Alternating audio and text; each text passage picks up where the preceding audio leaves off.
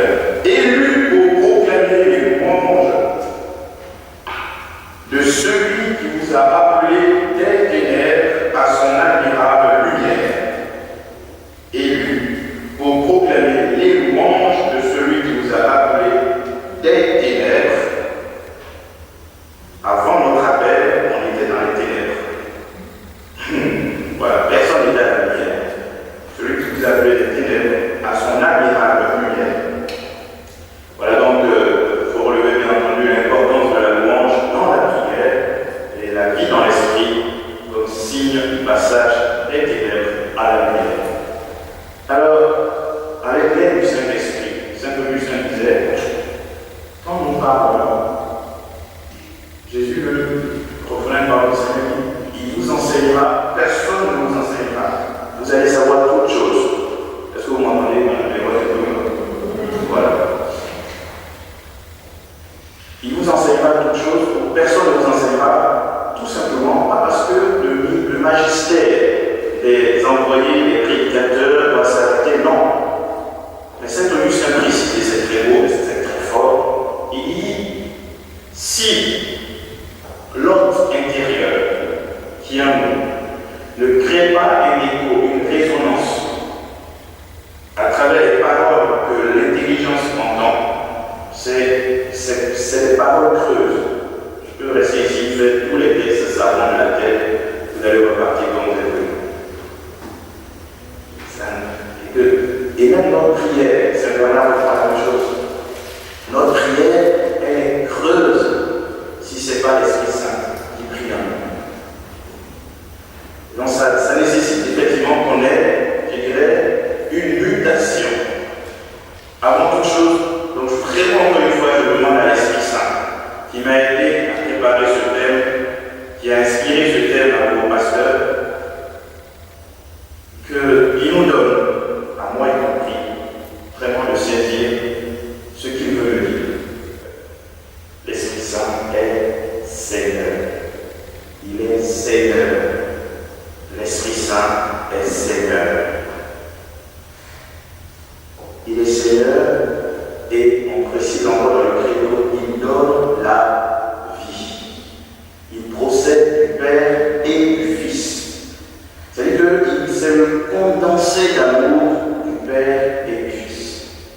Quand j'ai l'Esprit Saint, quand je vis dans l'Esprit, je vis pleinement avec le Père et pleinement avec le Fils.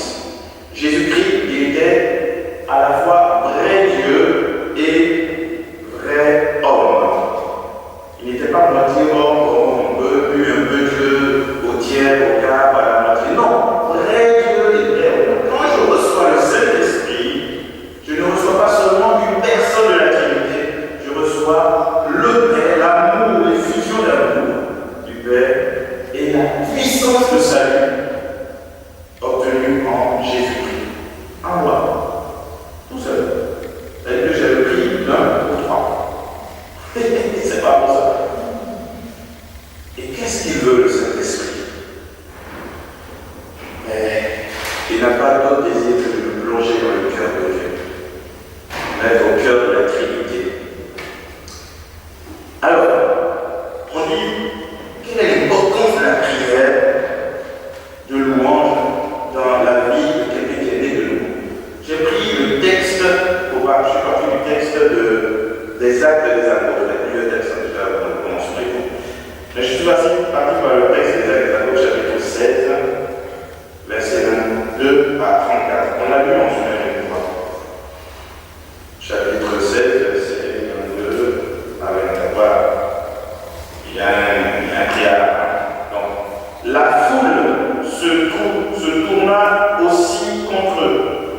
Donc, contre eux, c'est Paul et Silas. Les magistrats firent arracher les vêtements de Paul et Silas et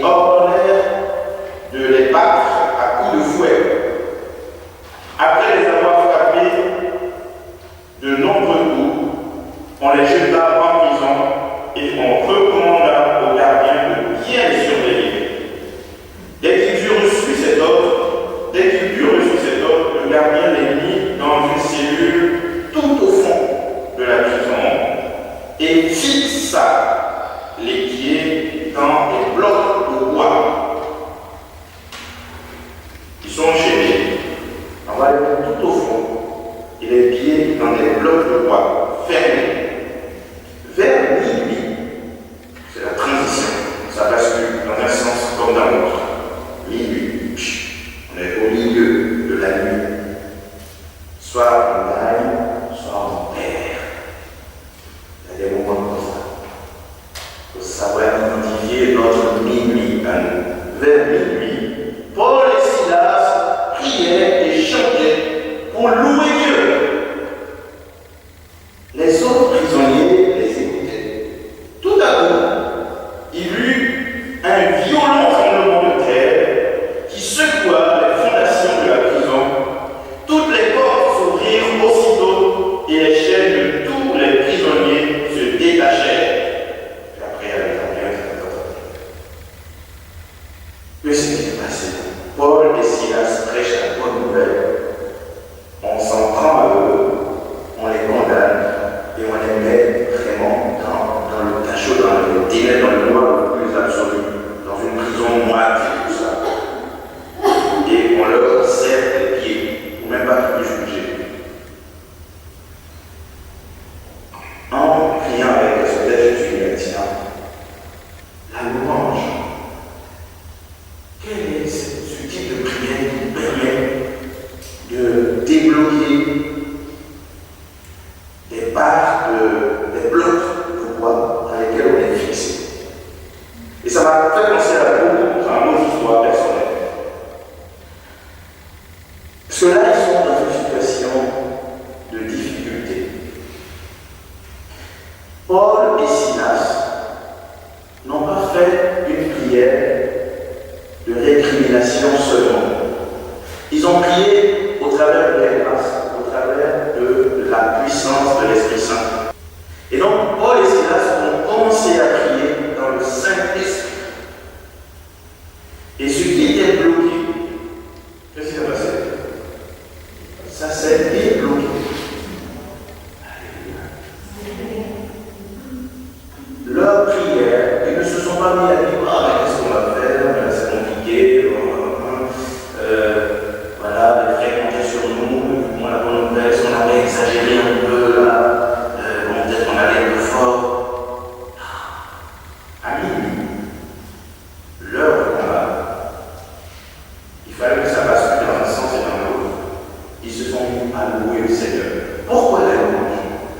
En fait, la louange, il faut se référer déjà même au début de la création. Au début, on dit, au commencement, Dieu créa le ciel et la terre était vide et informe, et l'Esprit de Dieu planait sur les eaux. Le Saint-Esprit. Et c'est à partir du Saint-Esprit que tout a été fait. Et Dieu a loué la création. Il dit cela était bon. L'évêque ici nous a dit cela était beau. À la fois derrière pour la messe, consécration de notre frère. Dieu est le premier à louer. Donc quand je loue, j'entre dans le dessein de Dieu immédiatement. Et qu'est-ce que fait le dessein de Dieu? Le dessein de Dieu fait sortir les choses du chaos en anglais, pour les mettre dans le cosmos. C'est-à-dire que ce qui est ordonné, ce qui est harmonieux, mesdames, vous avez bien les cosmétiques, voilà. Cosmétique, ça veut dire le cosmos. Ce qui est ordonné, ce qui fait l'harmonie, qui nous aide à rééquilibrer les choses. Et donc, le Saint-Esprit, dans une situation non seulement de fragilité, mais d'adversité extrême, lorsque je l'ai en moi, je suppose que vous l'avez vu, lorsque je l'ai en moi, je fais appel à lui et il vient réordonner toutes choses. La lamentation, les murmures, les plaintes, les critiques me maintiennent dans les ténèbres. Je ne peux pas sortir, même si j'ai été appelé des ténèbres pour entrer dans la lumière, il y a un comportement, il y a une façon de vivre qui atteste que, en définitive, je ne suis plus d'être. Il y a des choses qui me ramènent rapidement dans les ténèbres. Je suis sauvé par le sang de l'agneau. mais mon esprit peut encore patauger dans les ténèbres. Paul et Silas, après leur louange, la Bible disait dans les ténèbres dans le noir, la lumière, le gardien a porté la lumière. Quand je prie en situation de difficulté, nécessairement, j'aurai un éclairage. Je dis bien nécessairement. Quand je prie en situation d'adversité où je suis dans une impasse, le Seigneur enlève les blocs de bois qui m'enchaînaient. En ce moment-là, je réintègre ma liberté. Une porte s'ouvre pour moi, même pas une fenêtre, mais une porte. Dans l'impossible, la prière atteste cette phrase qui dit dans l'impossible, Dieu ouvre une issue. Cela ne peut s'expérimenter que dans la prière, mais une prière inspirée. Par qui? Par le Saint-Esprit. N'ayez pas peur et honte, ne soyez pas dérangés de demander. Parce que nous, les chrétiens, surtout catholiques, on manque d'audace, de certitude, de conviction. On pense qu'il faut toujours demander des petites choses au Seigneur. Dieu ne veut pas de cela. Dieu veut, vous pensez que Dieu veut des miettes pour vous et moi? Non, Dieu ne veut pas des miettes. Il veut nous donner la source de la richesse, la source elle-même. Même pas la richesse, mais la source dépositaire de ça. Je me suis dit, nous les chrétiens, on a vraiment un rôle, on a quelque chose de fort. Quand le Seigneur dit, vous êtes la lumière du monde, vous êtes le sel. Et aujourd'hui, je ne te demande pas, Père, de les enlever du monde, mais de les garder du mauvais. Parce qu'il dit pas 2 fois ou même 3 fois, il n'appartient pas au monde. Vous et moi, nous n'appartenons pas au monde. Le monde nous fait les yeux doux. Le monde va nous intimider. Le monde va nous faire croire que nous sommes un peu fêlés. Mais le monde, c'est pas les gens qui sont bas. Le monde, c'est ce que j'entends, c'est ce que je reçois. C'est tout ce qui s'oppose à Dieu. Vous comprenez? Je ne peux pas avoir peur du monde, ni faire allégeance au monde. Parce que le monde, la Bible dit que le monde a besoin d'être sauvé. S'il a besoin d'être sauvé, c'est qu'il est en danger. Et moi, je vais faire la nouvelle devant quelqu'un, quelque chose qui est en danger.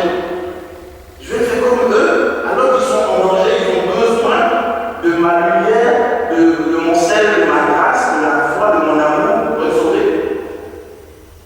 Tout ça, la prière de la louange nous permet de vivre cela. Vous voyez, dans l'événement de l'ascension, le Seigneur Jésus, j'ai pris un peu le psaume là, j'ai relevé aussi ce psaume, le psaume 23, qui dit « C'est au Seigneur qu'appartient le monde avec tout ce qu'il contient, la terre avec ceux qui l'habitent. C'est lui qui l'a fixé au-dessus des mers et la maintient au-dessus des flots. Qui sera admis à gravir la montagne du Seigneur et à se tenir dans son saint temple? Ceux qui ont gardé main nette et cœur pur, qui ne se sont pas attirés, vers le mensonge et n'ont pas fait de faux serments. Ils recevront la bénédiction du Seigneur et l'approbation de leur Dieu, le Sauveur. Voilà les vrais fidèles du Seigneur, ceux qui se tournent vers Dieu. Voilà le vrai Jacob, le vrai Israël. Quand on voit ça, le psaume continue en disant porte levée au fronton et levée aux portes éternelles, que qui entre le roi de gloire. Mais le roi de gloire, c'est le Christ.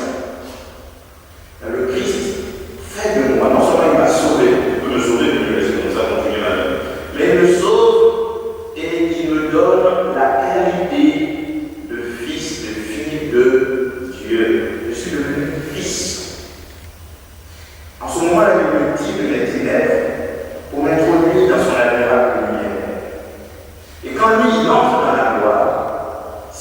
suis avec lui, moi aussi j'entre dans sa gloire. Et j'entre dans sa louange éternelle. Parce qu'au ciel, les gens sont dans la louange éternelle. Et disons, ce thème peut aussi glisser un peu sur le vieil homme. Parce que l'homme ancien, c'est l'homme qui est dans les ténèbres, n'est-ce pas? Okay? C'est l'homme qui ne connaît pas Dieu. Il y a les deux formes de ténèbres, il y a le péché, et puis il y a l'esprit d'opposition, l'esprit mauvais, les démons et compagnie, qui s'opposent au Seigneur. L'homme ancien, le vieil homme, est un homme vieux. Même si c'est un bébé qui vient de naître il y a 2 heures, il est quand même vieux. Vous savez pourquoi? Parce qu'il est marqué par le péché. Le péché vieillit, il enténèbre. Pour que cet enfant devienne un être nouveau, il faut qu'il passe par les eaux du baptême. Il sort du baptême et maintenant il peut, comme dit Saint Paul dans la lettre aux Romains, chapitre 8, il peut maintenant appeler par l'Esprit Saint Abba, mon Père. Il laisse les ténèbres et il entre dans la lumière. Il rajeunit. Et quand on est libéré, nécessairement, on manifeste la joie, on loue le Seigneur. Comprenez? Et cette louange me permet d'être dans la création, comme c'était au début, quand Dieu dit c'était beau, c'était beau, c'était beau, et puis après il dit c'était très beau. Donc même si je traverse le psaume des ravins de la mort, je ne crains aucun mal, car tu es avec moi. Ton bâton me guide et me rassure. Tu prépares la table pour moi devant mes ennemis. Tu reprends le parfum sur ma tête. Voilà. Quelqu'un qui a le parfum sur la tête, il n'est pas en train de déprimer. La louange chasse toute forme de dépression. Le vieil homme dont je disais vieillit. Vous savez que même s'il est le plus jeune, le plus beau, il est quand même vieux parce qu'il est marqué par le péché. Il a en lui ce qu'on appelle les ruines. Et les ruines ne louent pas la nouveauté. L'Esprit Saint fait toutes choses nouvelles. Là où je ne pouvais pas accéder, j'accède. Vous voyez, dans la civilisation occidentale, même peut-être un peu ailleurs, on compte, et c'est une bonne chose, je suis un certain plan. Mais c'est aussi de l'idolâtrie quelque part, c'est autre chose. Un jour vous allez développer ça au plus. On contemple, on est dans la contemplation de nos vestiges. Si vous allez à Rome, vous allez à Arles, n'importe où, à Avignon, tout près là, on est, c'est beau. Ça rappelle qu'on a assez glorieux. On est content. On s'attache à ça. On se complaît dedans. Vous pensez que l'Esprit Saint, quand il est en moi, il vient pour admirer les ruines. Il vient pour admirer les vestiges du passé. Il dit, oh, parce que c'était bien. Oh, c'était vraiment un fumeur, non, c'est pas mieux, c'est bien. Je suis content de la fumée en moi. Tout est mensonge, oh, c'est beau. L'Esprit Saint ne fait pas ça. Il fait toutes choses nouvelles en moi. À partir de ce moment-là, je peux chanter le cantique nouveau de l'agneau. Comme dirait l'autre, avec la sorte d'ivresse de l'Esprit Saint. Comme ce vin doux, c'est un vin doux. Et que quand on a bu, on n'est plus en soi-même. Hein? Quand vous avez bu le vodka, je ne sais pas, mesdames. Mais une fois qu'on a bu, on a l'alcool crée des sensations sur notre corps, même sur notre cerveau, et on n'est plus, on sort de nous-mêmes. Comprenez? Et l'Esprit Saint, quand je l'ai, il me fait sortir de moi-même. Il me fait sortir de ce qui n'était pas, ce qui n'est pas Dieu. Il me fait entrer dans ce qui est Dieu. L'Esprit Saint est un Père. C'est un Père amoureux. Vous voyez? Et c'est un Père amoureux qui prie en moi. Jésus priait tout le temps. Tout le temps, tout le temps, tout le temps. Il ne se lassait pas de prier. La prière de Jésus, ce n'était pas